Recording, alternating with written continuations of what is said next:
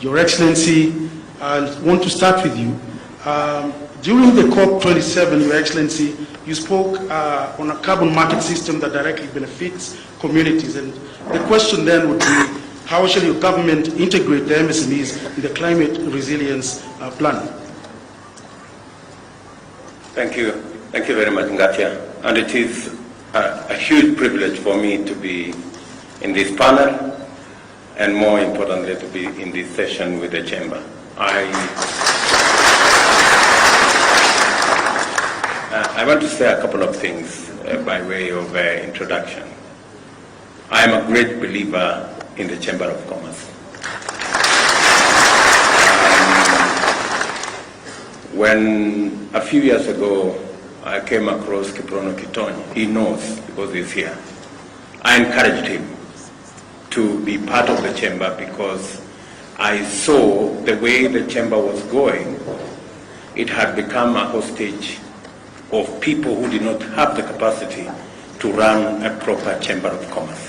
I am happy that today we have a Chamber of Commerce that we can say is fit for purpose and working with the government, with all the sectors, to project the right image of our country. I want to say congratulations to the Chamber. You are doing a good job. Secondly, I agree with you 100% that the Chamber can work with the government to organize the bottom. And what I have seen this morning is actually a testimony and a confirmation that indeed, with the Chamber, we can leverage on your network to be able to organize the bottom of the pyramid, to get the many innovators, the many creators, the many entrepreneurs, the majority of the 4 million to Eugene, who spoke earlier, and they present and they represent our future. The one asset that we have in Kenya, a very rare asset, is our human capital. We may not have gold, we may not have silver and all the other things, but we have the people of Kenya, and that is the asset that we have. And that is the asset that is going to turn around our nation.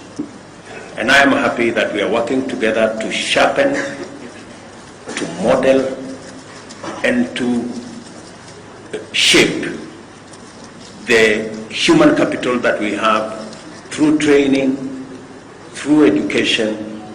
And I am very confident that going into the future, from all our learning institutions, training institutions, we should be able to build the human capital that is going to make the difference in our country. That is already it is making.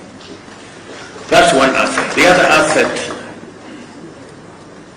apart from sharpening that asset through education and training, we need to fund. And I am very happy that we are having a conversation and even listening to my great exporter here.